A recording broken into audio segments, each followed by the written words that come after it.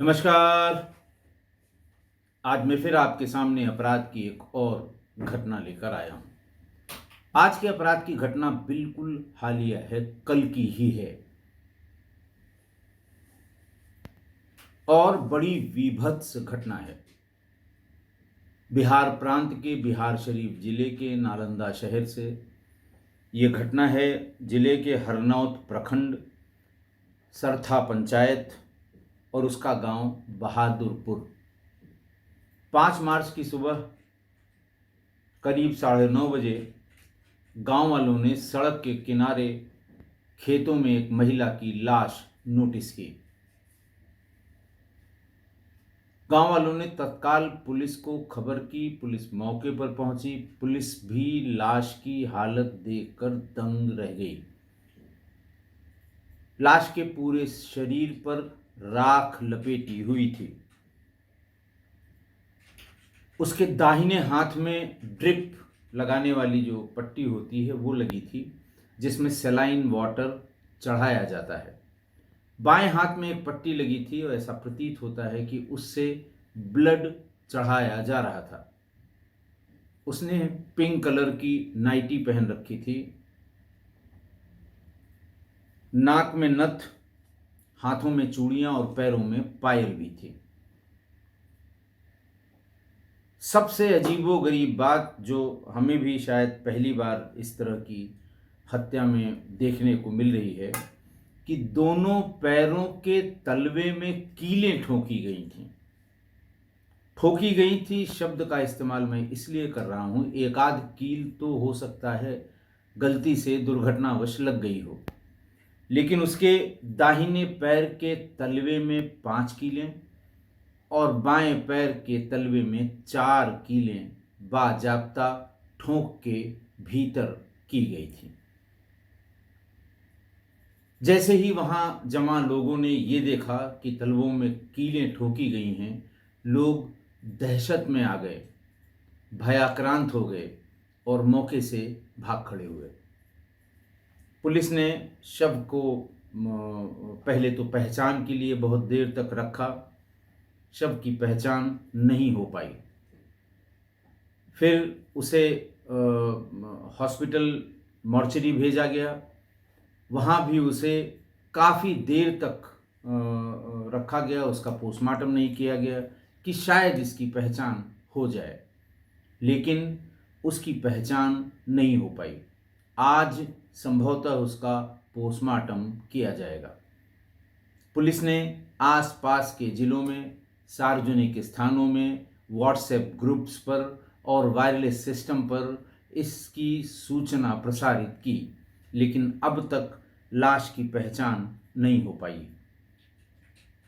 लाश की पहचान जरूर हो जाएगी।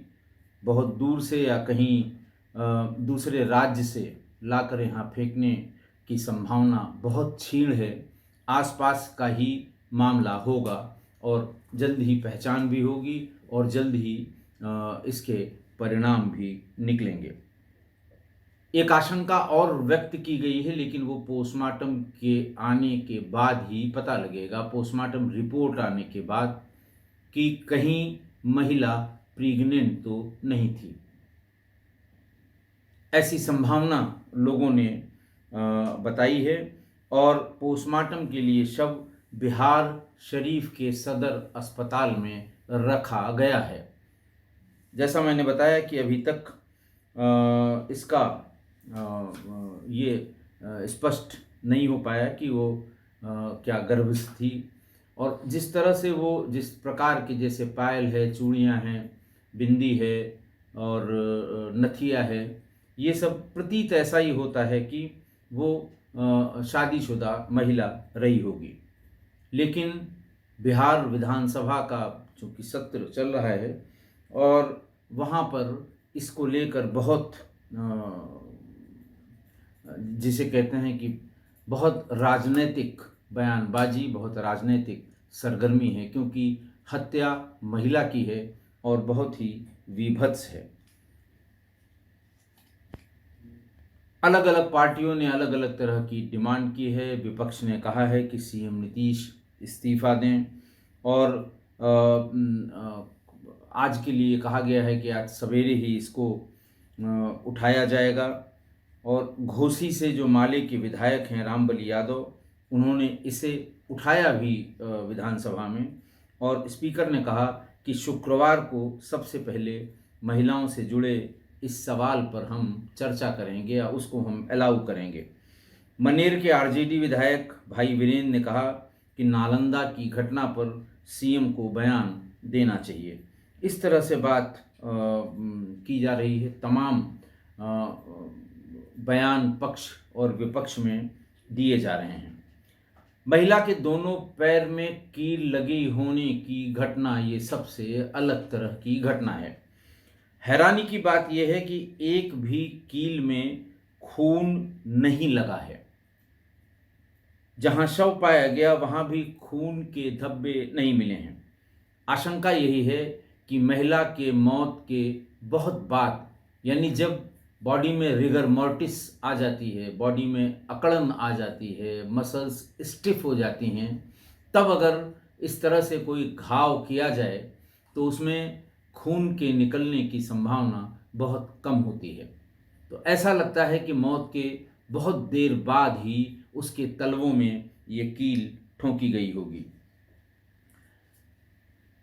अब ये जो ड्रिप वाली बात शव को देखने से लग रही है, बाएं हाथ में जो उसके पट्टी बंधी हुई थी शायद ब्लड ट्रांसफ्यूज़न के लिए, दाहिने हाथ में सेलाइन वाटर के लिए जो जगह बनाई गई थी, उससे ये स्पष्ट नहीं हो रहा कि ये किसी हॉस्पिटल में भर्ती थी या हॉस्पिटल में इसका कोई इलाज चल रहा था, या फिर किसी ने डॉक्टर से इसका इलाज अपने घर पर ही कराया है। घर पे ये इलाज होने की संभावना इसलिए ज़्यादा है कि अगर इस तरह की बात किसी अस्पताल में होती तो अब तक पुलिस को ये सूचना हो जाती कि ये महिला जिसका विवरण दिया हुआ है या फोटो में, अखबारों में फ़ोटो छपी है, रेलवे स्टेशन और बस अड्डों में फ़ोटो चिपकी हुई है, देखकर ये बताया जाता कि ये महिला फलां हॉस्पिटल में भर्ती थी, इसका फलां चीज़ का इलाज हो रहा था, और मृत्यु के पहले घर वाले ले गए या फिर मृत्यु होने के बाद घर वाले ले गए। लेकिन इस तरह की कोई सूचना अब तक नहीं आई है। इससे ये प्रतीत होता है कि इसकी कुछ तबीयत खराब हुई होगी, तभी इसका घर में बुलाकर इलाज कराया गया होगा, और हो सकता है इलाज के दरमियान ही इसकी मृत्यु हो गई हो, और फिर उसके बाद ये जो राख लगाना और कील ठोंकना ये उसके बाद किया गया होगा। तो एक एंगल तो ये अंधविश्वास का भी लगता है, ये पुलिस का भी कहना है, और वहाँ के लोग भी इस बात को कहते हैं कि लोग इसे डायन बिसाही से जोड़ रहे हैं, क्योंकि पैरों में कील ठोंकी हुई है। और लोगों का ये भी कहना है कि पोस्टमार्टम रिपोर्ट आ जाने दीजिए, हो सकता है ये पोस्टमार्टम रिपोर्ट के बाद असलियत इसकी खुले। ये भी बताया गया कि ऐसा लगता है कि अस्पताल या घर में जहाँ भी इसकी मृत्यु हुई होगी, उसके बाद परिजन किसी ओझा, सोखा, तांत्रिक और जो इस तरह के लोग होंगे उनके चक्कर में पड़ गए कि नहीं जिंदा हो जाएगी, जिंदा हो जाएगी, और बहुत दिन बाद बहुत देर बाद किसी तांत्रिक क्रिया के अंतर्गत ही इसके पैर के तलवों में कील ठोंकी गई होगी। लेकिन ये सिर्फ कयास है, केवल और केवल कयास है। थानाध्यक्ष ने बताया कि सोशल मीडिया और आसपास के थानों से संपर्क कर महिला की पहचान के लिए पुलिस जुटी हुई है। फिलहाल शव को अस्पताल की मॉर्चरी में रखा गया है। जो हिल्सा के डीएसपी हैं सुमित कुमार, उन्होंने भी वही बात बताई जो मैंने आपको अब तक बताई है कि 5 मार्च 2025 को सुबह करीब 9:30 बजे पुलिस को सूचना मिली कि बहादुरपुर गांव में सड़क के पास एक अज्ञात महिला का शव मिला है। घटना की पुष्टि करने के लिए जब मौके पर पुलिस पहुंची तो 25 से 30 वर्ष की अज्ञात महिला का शव मिला।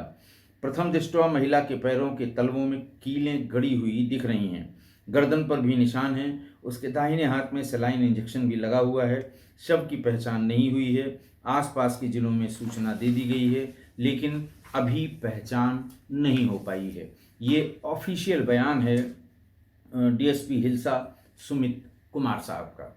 बहरहाल घटना में इससे ज़्यादा अब तक कुछ भी पता नहीं लगा है। जितना मैं जान पाया, जितना मैं देख पाया, जितना मैं पढ़ पाया, यही सारे फैक्ट्स हैं। और इसीलिए मैं इसे पूरी तरह से ब्लाइंड मर्डर ही मानता हूं, एकदम अंधी हत्या। अगर जिंदा में ये कील ठोकी गई होती तो भी इसका पता होना चाहिए, मरने के बाद ठोकी गई तो भी इसका पता लगना चाहिए, मृत्यु के कारणों का पता होना चाहिए, इलाज के दरमियान मौत हुई तो फिर ये नेचुरल डेथ की बात है, या फिर जानबूझ के जहर दे के या किसी दूसरी परिस्थिति में मारा गया तो हत्या का क्लियर कट मामला है। आज की घटना देखिए, अभी 2 दिन पहले ही मैंने आपको हिमानी नरवाल की हत्या के बारे में बताया था कि कैसे सांपला बस स्टैंड पर एक ब्रीफ केस में हिमानी नरवाल का शव मिला था। जिस समय मैंने ये किस्सा बयां किया था, और बहुत ही जिसको कहते हैं वो भी बहुत बीभत्स हत्या थी, उस समय मैंने अपने सुधी श्रोताओं के ऊपर छोड़ा था कि वो गेस करें कि ऐसा क्यों हुआ होगा। लेकिन उस समय कुछ संभावनाएं मैंने अपनी तरफ से भी व्यक्त की थी।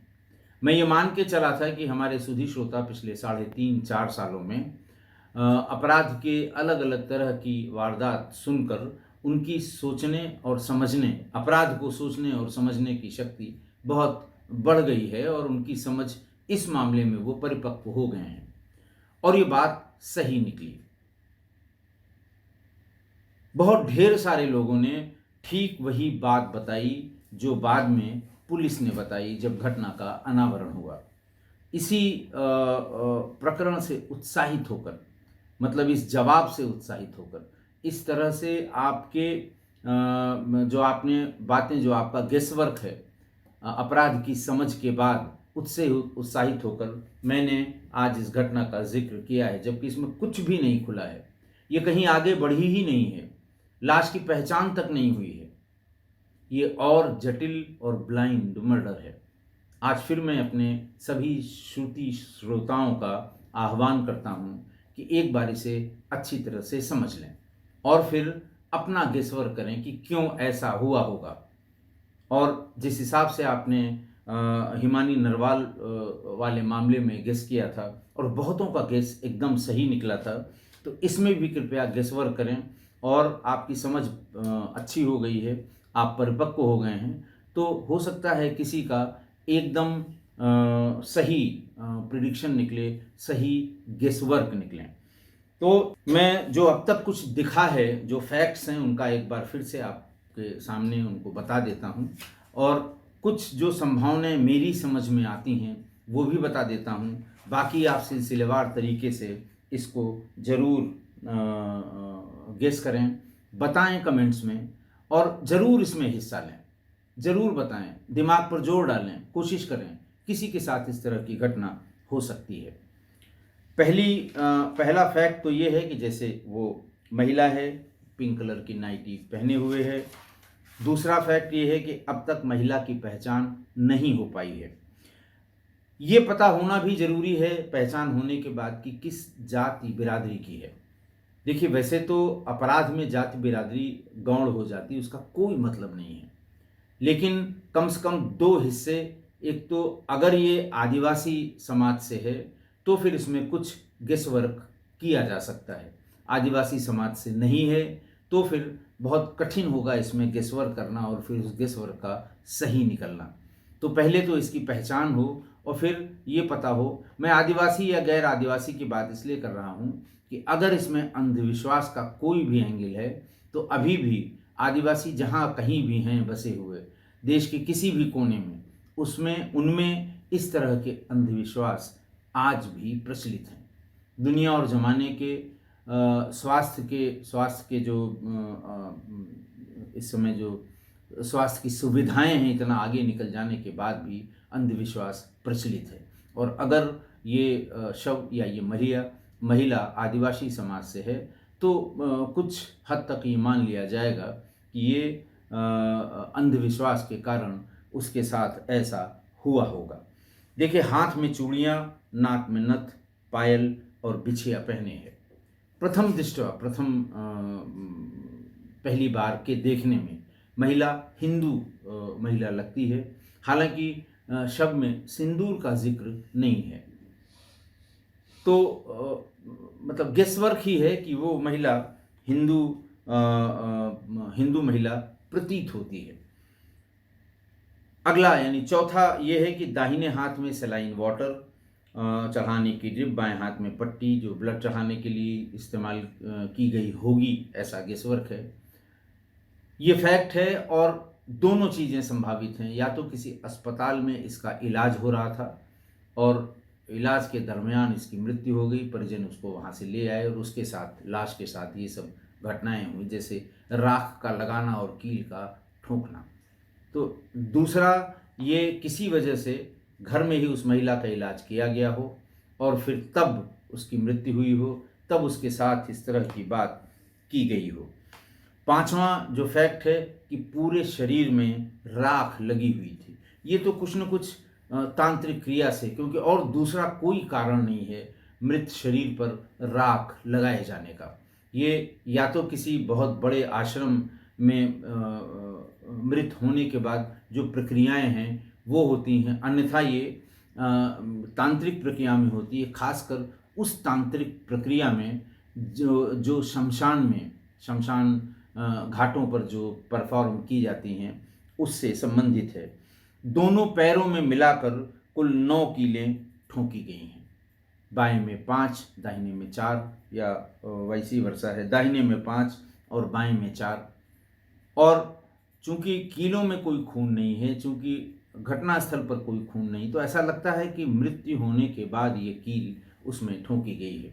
अच्छा, कील का मैं बता दूं कि कुछ तांत्रिक प्रक्रियाएं ये हैं कि गुड़िया या गुड्डा, अगर वो पुरुष पे किया जाना है तो उसका पुतला, और अगर महिला पे किया जाना है तो उस छोटे साइज की गुड़िया यानी महिला, उसको उसकी शरीर को तार से बांधना और शरीर में जगह जगह छोटी छोटी कीलें ठोंकना, ये मानकर कि जो क्रिया हम यहाँ कर रहे हैं वही जिसके विरुद्ध ये क्रिया कर रहे हैं उसके शरीर पर वो घट रहा होगा, ऐसा दावा है जो तांत्रिक इस तरह की प्रक्रिया करते हैं। और दूसरा कि इस तरह की प्रक्रिया भी शमशान पर ही की जाती है, कालांतर में की जाती रही है। तो हो सकता है ये वो तंत्र प्रक्रिया का एक हिस्सा हो जिसमें तलवों में कील ठोंकी गई है। 7वां फैक्ट जो इससे संबंधित है इस घटना से, वो ये कि हत्या कहीं और हुई या दौरान इलाज उसकी मौत हुई और उसके बाद ये सब किया गया, इसीलिए कहीं पर खून का एक भी बूंद या खून का एक भी धब्बा नहीं मिला। अब मेरी संभावनाओं पर ध्यान दें जो मुझे लगती हैं, जो मेरी समझ में है। हालांकि मैं बिल्कुल इसको अभी जाहिरा तौर पे एकदम ये नहीं कह सकता कि नहीं यही हुआ होगा, क्योंकि इसके कोई फैक्ट मेरे संज्ञान में नहीं है, कहीं इंटरनेट पे नहीं है, किसी भी अखबारों की जो इंटरनेट एडिशन है उसमें नहीं है, टेलीविज़न पर भी इसके समाचार को देखा गया उसमें भी कहीं नहीं है। तो पहला तो ये है संभावनाओं में कि हो सकता है ये किसी अवैध संबंध की वजह से हुआ हो और जिससे इसके अवैध संबंध रहे हों उनके परिजनों ने ऐसा उसके साथ किया हो। दूसरा, अंधविश्वास कि इसके ऊपर भूत प्रेत का साया था, या इस तरह की जो बात ये गैर पढ़े लिखे तांत्रिक और ओझा सोखा लोग करते हैं कि साहब ये था और ये किसी और में आगे न जाए, उसको रोकने के लिए उस शव के साथ ऐसा दुर्व्यवहार किया गया। तीसरा जो संभावना है वो ऑनर किलिंग की है। जैसे एक संभावना व्यक्त की गई कि शायद ये महिला प्रेग्नेंट थी।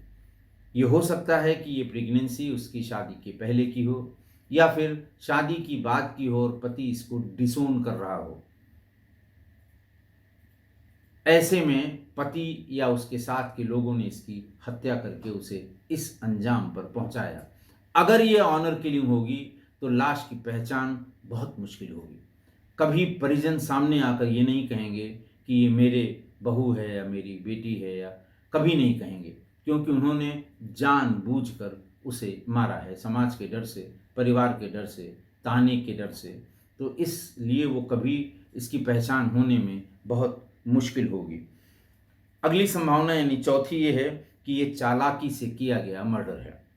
घर में इसकी जब तबीयत खराब हुई होगी या इसे मारना होगा, बेहोश करके घर में इसे सलाइन वाटर वाले उसमें बॉटल में कुछ पदार्थ, जहरीला पदार्थ डाल के इसकी बॉडी में चलाया गया हो, या ब्लड में कुछ डाल के चलाया गया हो, और फिर इसकी मृत्यु हुई हो। मृत्यु के बाद उसे राख और कील ये सब लगाकर ऐसा परिवेश बनाया गया हो कि लोग इसे अंधविश्वास की तरफ ले जाएं। खासकर पुलिस इसको अंधविश्वास की तरफ इन्वेस्टिगेट करे। पांचवी संभावना है कि जो मेरे विचार से कि इसका इलाज शायद अस्पताल में न हुआ हो। सिर्फ संभावनाओं की बात कर रहा हूँ। शायद इसका इलाज घर पर ही हुआ हो और फिर इस तरह से एक पूरा एलिबी बना के और इसको सड़क के किनारे खेतों में फेंका गया हो, ताकि पुलिस कुछ दिन तक जरूर उलझी रहे। लेकिन आप भी जानते हैं और मैं भी जानता हूँ कि आज नहीं तो कल ये खुलेगा जरूर, हर हाल में खुलेगा। किसी वाहन से अगर छोड़ा गया है तो भी खुलेगा, किसी वाहन के बिना अगर छोड़ा गया है शव, तब भी खुलेगा। सीडीआर से खुलेगा, सीसीटीवी से खुलेगा, लोकेशन से खुलेगा, लेकिन खुलेगा जरूर। इसीलिए मैं अपने सभी श्रोताओं से, सुधी श्रोताओं से कहूँगा कि वो दिमाग लगाकर और ऐसा सीक्वेंस बनाकर कमेंट में ज़रूर लिखें, और जिस दिन इसका खुलासा होगा उस दिन मैं उसे डिस्कस भी करूँगा। और हमारे पिछली बार की तरह जिस भी सुधी श्रोता का गेस वर्क या उसकी समझ या उसके दिए हुए कमेंट में ऐसा मिलेगा कि उसने जो कुछ बताया था या उसकी अपनी समझ से जो बताया था वो बिल्कुल सही निकला, मैं ज़रूर उनके नाम का उच्चारण उस एपिसोड में करूँगा। और तब मैं बिल्कुल 100%, अभी भी मुझे 100% ही विश्वास है कि हमारे सुधी श्रोताओं में अपराध और अपराध के बारे में शोध और समझ उनकी बहुत विकसित हो गई है। आशा है आप मेरी इस बात से सहमत होंगे। आज के लिए इतना ही। बहुत बहुत धन्यवाद।